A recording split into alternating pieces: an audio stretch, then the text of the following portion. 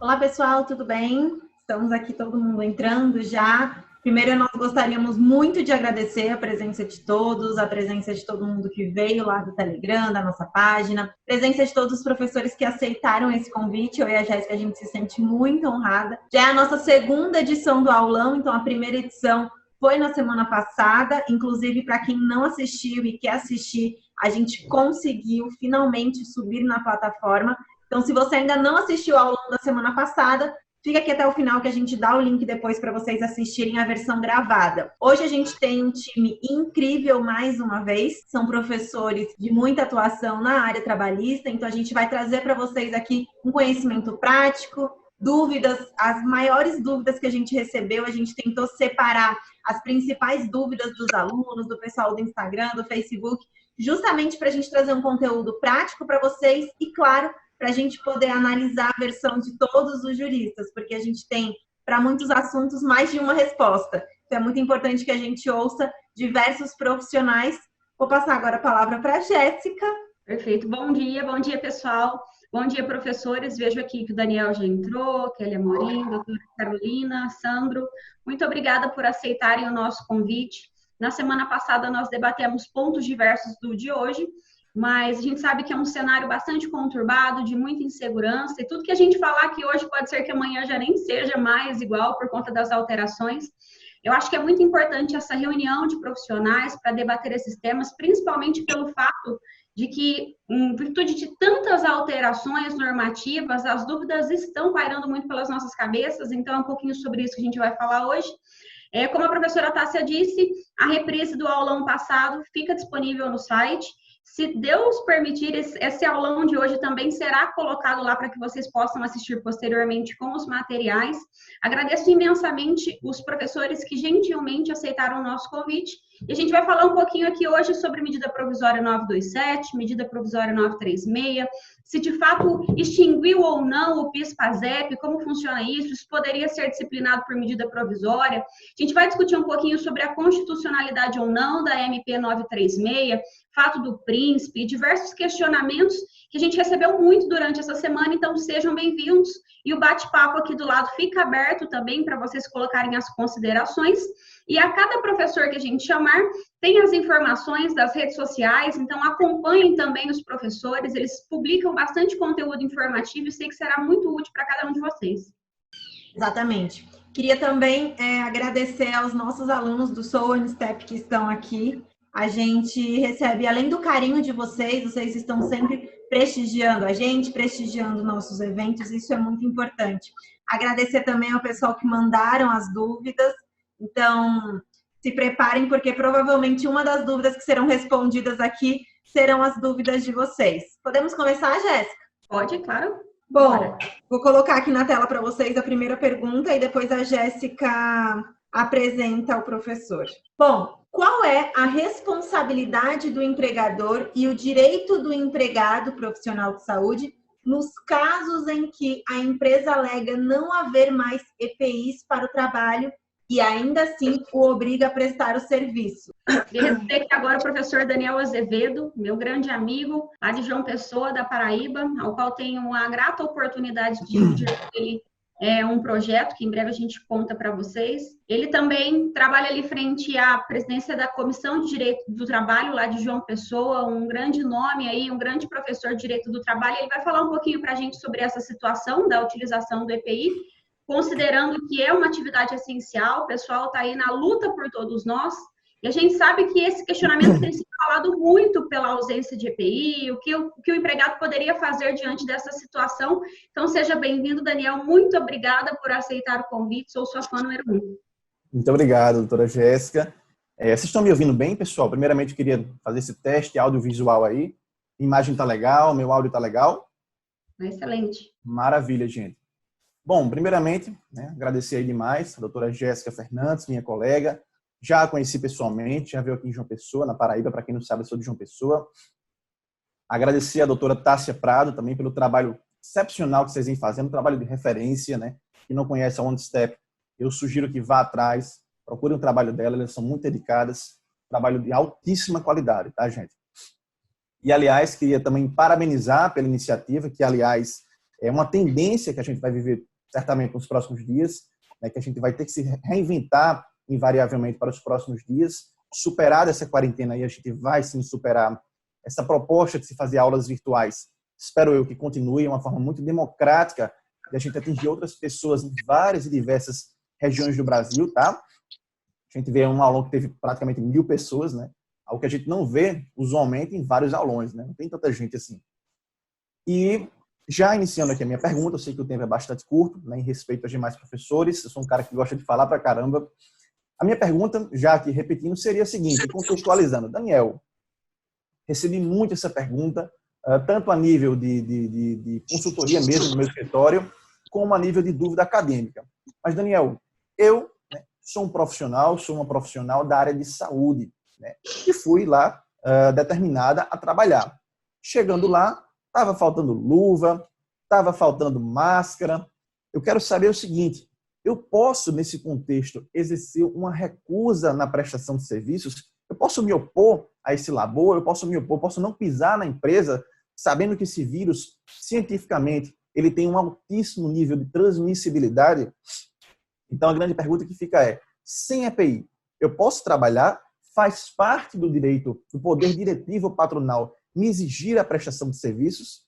Gente, apenas para contextualizar também com a medida provisória, a MP 927, para ser mais preciso, ela diz o seguinte, se você está lá, né, usufruindo férias remuneradas ou em licença não remunerada, sabe-se lá como é que você está aproveitando isso, né? Você está em casa. E se você está lá, usufruindo dessas férias ou da licença, o empregador, sabendo que você é da área de saúde e, portanto, desempenha uma atividade essencial, ele pode te avocar para prestar serviços, desde que comunique com antecedência preferencial de 48 horas, seja por meio escrito, seja por meio eletrônico, entendo eu que é o meio mais coerente. Mas, Daniel, chego na empresa, não tem equipamento, não tem luva, não tem máscara, o processo de higienização, de imunização do local, ele não tem sido feito de forma adequada. Gente, primeiramente, eu queria remeter à própria CLT. Por mais que existam regras e disposições constitucionais, e não apenas constitucionais, mas a nível internacional também. Existem convenções da OIT que foram ratificadas pelo Brasil, né, pelo nosso país, que falam sobre a mesma matéria. Mas a CLT, para ser mais incisivo, é muito clara, é muito expressa no seu artigo 157, que dispõe que cabe às empresas cumprir e fazer cumprir as normas de segurança e medicina do trabalho, instruir os empregados sobre como usar aqueles EPIs, a empresa deve fiscalizar, dentre outras medidas. O artigo 66 também fala que a empresa é obrigada a fornecer os EPIs de forma gratuita, não pode ser cobrado por isso. O empregado não pode ser cobrado, por exemplo, para comprar álcool em gel. Isso deve ser dado pela própria empresa, como próprio instrumento de trabalho mesmo, como própria forma de se resguardar dentro do ambiente de trabalho. E apenas para não citar aqui apenas as normas a nível infraconstitucional, nós temos a Constituição Federal, que fala da questão do ambiente insalubre. Nós temos também normas da OIT, como eu falei para vocês, né? Nós temos aí uma convenção da OIT, eu não lembro agora exatamente qual é o número, mas eu acho que é 155, que fala que deverão ser adotadas disposições no que diz respeito à segurança do trabalho, tá? E para não ficar tão enfadonho, para não ficar tão maçante, apenas a gente citar normas e normas, quero trazer um panorama, um viés um pouco lógico. Eu, pessoal, entendo que não é a obrigação do empregado, tá, trabalhar em um ambiente sem uma proteção adequada. Tá? Afinal, aquele empregado que vai se submeter a um ambiente cujo vírus tem um altíssimo grau de transmissibilidade, é muito certo que ele vai se contaminar no ambiente de trabalho. Então, na condição de empregado, ele passa a ser paciente da mesma forma como os outros que estão ali. Então, o ambiente de trabalho deve ser salubre. O empregador deve se encarregar de garantir a rigidez do ambiente laboral. Tá? Essa é a primeira premissa que eu trago aqui para vocês. A empresa não pode exigir a prestação de serviços sem que haja a condição adequada.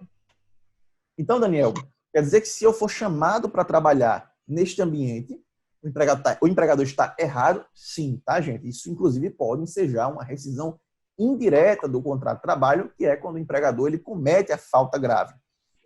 Com base no artigo 483, a linha C da CLT. O empregado ele pode considerar rescindido indiretamente seu contrato de trabalho quando ocorrer um prejuízo manifesto de mal considerável. Essa é a minha ótica. Acredito eu que pode sim ensejar uma rescisão indireta. Lembrando aqui também, apenas para complementar, argumentativamente falando, que é dever do empregado, ou melhor, que é do empregador o ônus da assunção dos riscos de empreendimento. O princípio basilar do direito do trabalho, o princípio da alteridade. Eu não posso transferir ao obreiro o risco do empreendimento, a responsabilidade para adquirir ferramentas de trabalho, para comprar álcool gel, para comprar luva, para comprar máscara, para comprar uma roupa adequada. Não. Essa é uma atividade própria, esse é um dever do empregador, tá, gente? Só que, gente, uma das grandes dúvidas que me foram trazidas foi: Daniel, tudo bem, eu sei que o risco do empreendimento pertence único e exclusivamente ao empregador. Mas e se a falta de EPI, né, vamos falar a nível de luvas e máscaras e roupas adequadas e equipamentos de limpeza, for a nível geral? Porque aqui em João Pessoa, gente, não sei aí na cidade de vocês, mas eu não encontro mais em farmácias luvas, máscaras, até remédios que, enfim, ainda estão com a cientificidade questionada, estão sendo esgotados aqui na Paraíba, sabe? Então, Daniel, eu como empregado não tenho acesso aos EPIs na empresa, nem a nível fora da empresa.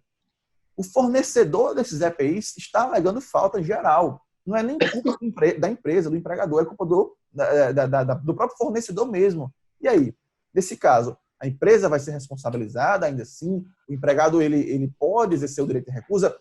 Melhor dizendo, há uma excludente de ilicitude por parte da empresa neste aspecto?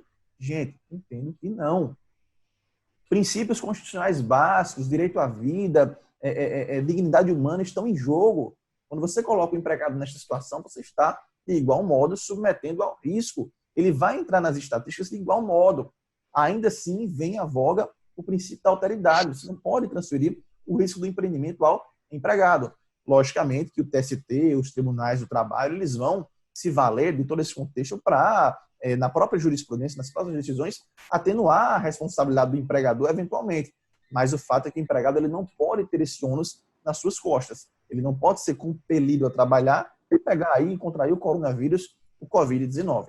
Bom, gente, eu não sei quanto tempo eu tenho aqui ainda, mas basicamente é isso. Eu não quero me alongar muito, eu acho que essa é a ideia. E apenas para complementar ainda mais, porque eu sei que muitas dúvidas elas vão se desenvolvendo a partir dessa pergunta. Daniel, eu trabalho numa empresa onde antes mesmo de faltar EPI, ela já não tinha. Antes da gente falar em pandemia, a própria empresa ela não fornecia os equipamentos de trabalho de forma adequada, ela não fiscalizava, faltava luva. Eu tenho vários casos nessa situação, tá, gente? Eu trabalho muito com período de insalubridade, com segurança, saúde e medicina, eu trabalho no meu escritório e me deparo com diversas empresas que não tinham equipamento de proteção individual, adaptavam muitas vezes, e o empregado acabava sofrendo um acidente de trabalho, contraindo uma doença ocupacional, tá? Nesse caso, entendo eu que a empresa continua responsável, tendo em vista que ela não pode se valer de um contexto de pandemia para se beneficiar da própria torpeza. Tá bom, gente? Bom, então é basicamente essa, respondendo a minha pergunta, desenvolvendo a pergunta, destrinchando aqui. Queria agradecer demais às doutoras Jéssica Fernandes, doutora Tássia Prado. Tenho certeza que as próximas aulas serão maravilhosas. Infelizmente, eu não vou poder continuar aqui, mas eu vou entrar eventualmente para assistir as demais aulas. Tem que ajudar aqui na casa, né? Fazer a limpeza, ajudar tudo aqui, feira e tudo mais. Mas também queria aproveitar a oportunidade para divulgar as minhas redes sociais, o meu Instagram, que é o @trabalhista. Eu não sou tão atuante nas redes sociais quanto as meninas aí, mas posto muita coisa bacana, muitas aulas eventualmente. E divulgar também o meu livro, né, que é esse daqui, Introdução à Advocacia Trabalhista, um livro que foi publicado no ano passado pela editora Juispodium. Vocês podem adquirir, o livro está atualizado, nós não tivemos mudanças significativas no contexto do processo do trabalho. Queria agradecer demais a todas vocês. Qualquer dúvida, pode falar comigo, pode mandar no direct, pode mandar para as meninas que a gente vai dialogando aí, construindo um direito de trabalho mais responsável nesse contexto de pandemia. Beleza, gente? Obrigadão, doutora Jéssica. Obrigadão, doutora Tássia. Obrigada, Daniel. É um tema muito pertinente, né? Tem se falado muito a respeito agora, até do caso de rescisão indireta em decorrência da falta de entrega de equipamento de proteção individual. Sim. A gente lembra que na NR6, que trata do EPI, tem lá claramente também, não só na CLT, mas até nas NRs, a responsabilidade do empregado quanto à utilização do equipamento de proteção, conservação, manutenção, limpeza, e tem a responsabilidade do empregador quanto ao fornecimento e quanto à exigência do uso. Então, não bastaria somente a entrega, ele deveria exigir o uso. E, infelizmente, o que a gente tem visto é a falta de entrega, né? A gente tem um exemplo claro do Albert Einstein, que é um hospital muito famoso em São Paulo, que eles cumprem com todas as exigências de saúde e segurança, estão entregando todos os equipamentos de proteção para os profissionais de saúde de pandemia, e dia 30 de março, eles já tinham um número de 348 profissionais empregados afastados com Covid-19.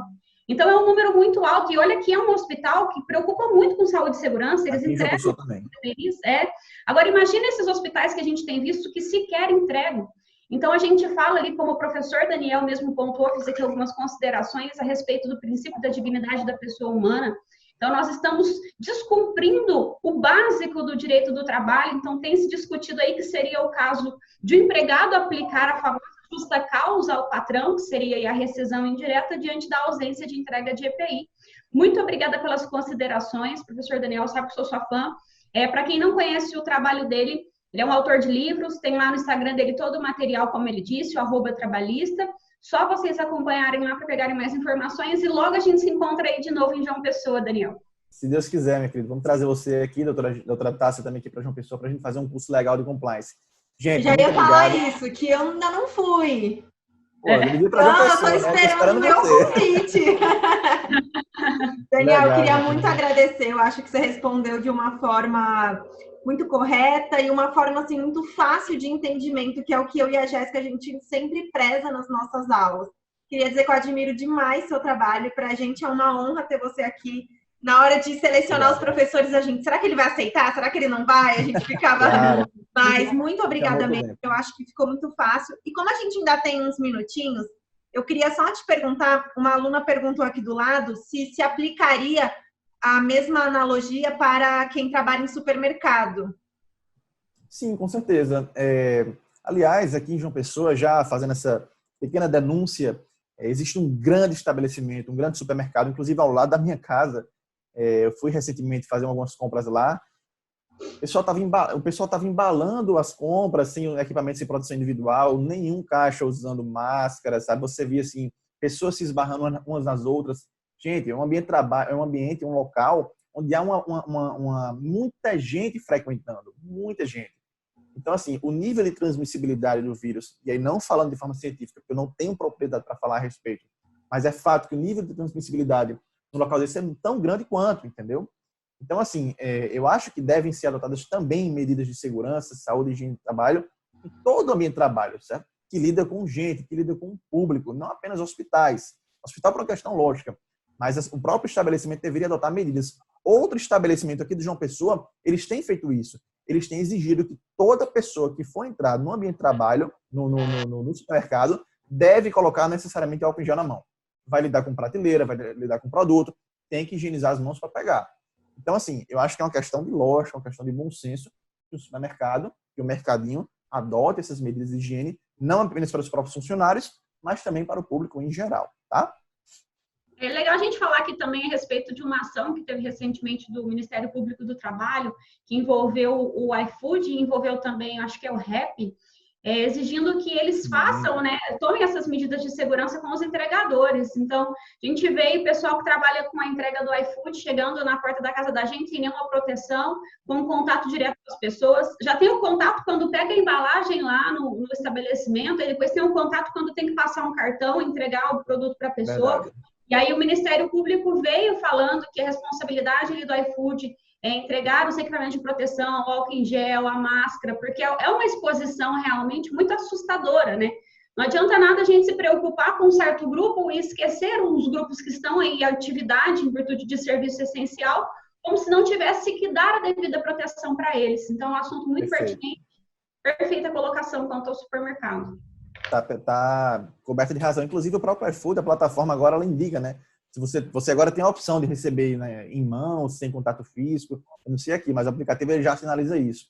Eu acho que essas medidas devem ser tomadas principalmente nesse contexto da economia, dessa economia compartilhada, de aplicativos, onde a fiscalização do trabalho, doutora Jéssica, ela é muito fraca, é muito distante da realidade, né?